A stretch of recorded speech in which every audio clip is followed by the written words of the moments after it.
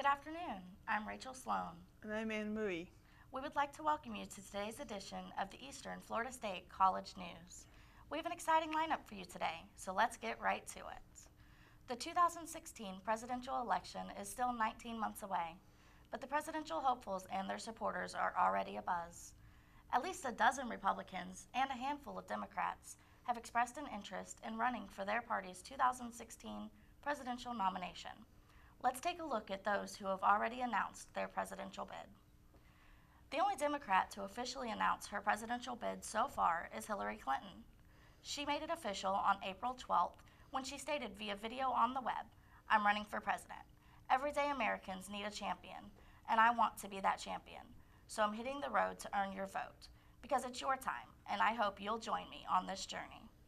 Mrs. Clinton's presidential bid makes it possible that Americans may see a woman capture a major party's nomination for the first time in history. The Republicans have 3 official presidential bids so far. The first being Senator Ted Cruz. Senator Cruz announced his presidential bid on March 23rd at Liberty University during their Monday convocation. He spoke for 30 minutes, interweaving faith and politics. He stated, "God's blessing has been on America from the very beginning of this nation, and I believe God isn't done with America yet." The second Republican presidential hopeful is Senator Rand Paul, making his announcement on April 7th. Senator Paul stated, "I have a message that is loud and clear and does not mince words. We have come to take our country back," echoing language he used during his 2010 Senate run.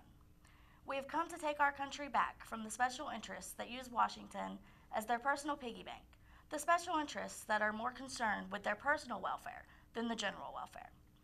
The most recent Republican to make an official announcement is Senator Marco Rubio. In his announcement speech on April 13th, Mr. Rubio cast himself as a forward-looking, next-generational leader.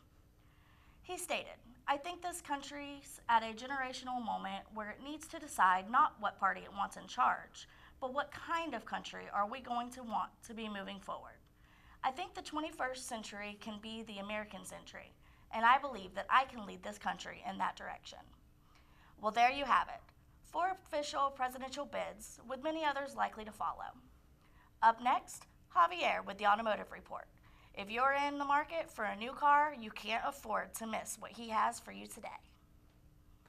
Thank you, Rachel. Well, today we have the C06 rejoined the Corvette lineup in 2015, the most capable model in the Icon's car's 62-year history. The new LT4 supercharged 6.2 V8 engine is certified as 650 horsepower at 6,400 RPMs and 650 pounds of torque. The most powerful production car ever made from General Motors and the most powerful production cars available in the US. This put this Corvette in supercar territory pretty much. We have the new Nissan Nismo at the ultra sporty model of the future. The Nismo concept debuted at the 2015 Tokyo Motor Show to meet the high expectation for a powertrain equal to the task of propelling such a formidable car. One of the proposals from Nissan's engineers is the combination of a high-performance 1.6-liter direct injection turbocharged engine. The result is no less than an appealing mix of racing heritage. The new Peugeot Quartz concept rocks the SUV crossover market. The strong, powerful, sporty, and rock-solid style of the Peugeot cars recently at the Paris Motor Show. Under the hood is a 1.6 LTH 270 power plant developed by Peugeot Sport and a 6 automatic transmission. The 4-cylinder engines deliver torque of 330 pounds with a specific output of nearly 170 horsepower per liter, making the one of the world's top performance. Now over to Rachel with this week exciting report.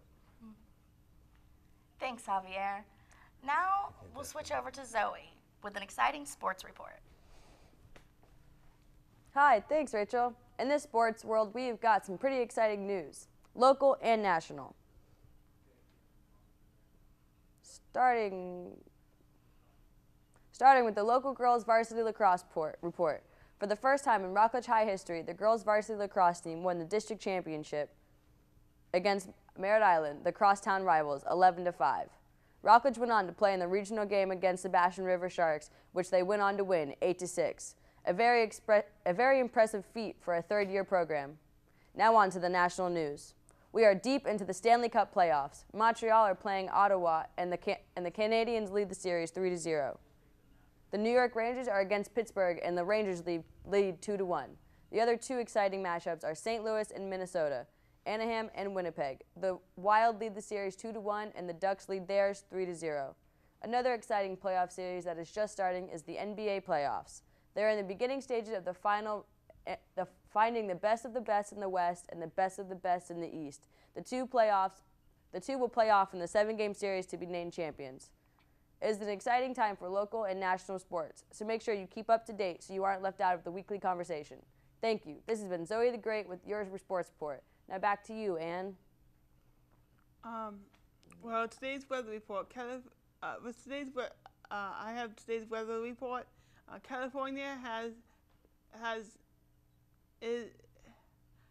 ordered a strict water restriction after 5 weeks of severe drought, has taken a toll on the state's ecosystem.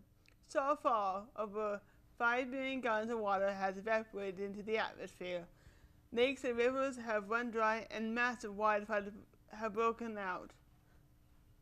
All this comes a week after, just 2 weeks after the governor of California has issued a state of emergency,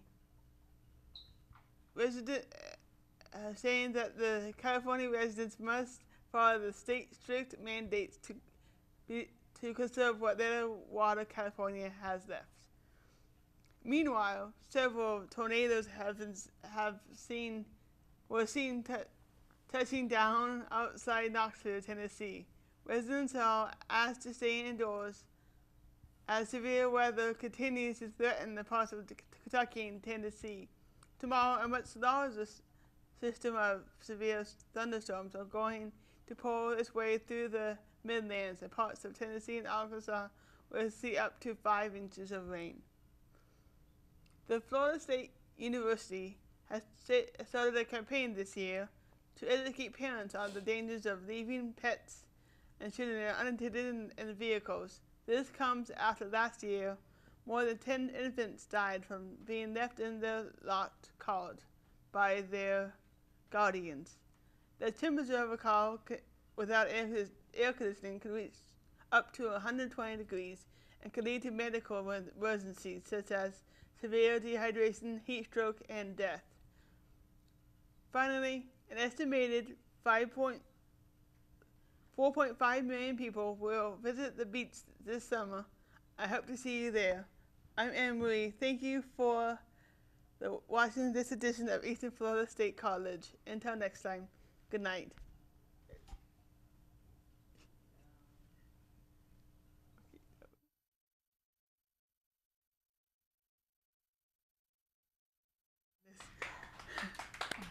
That was long.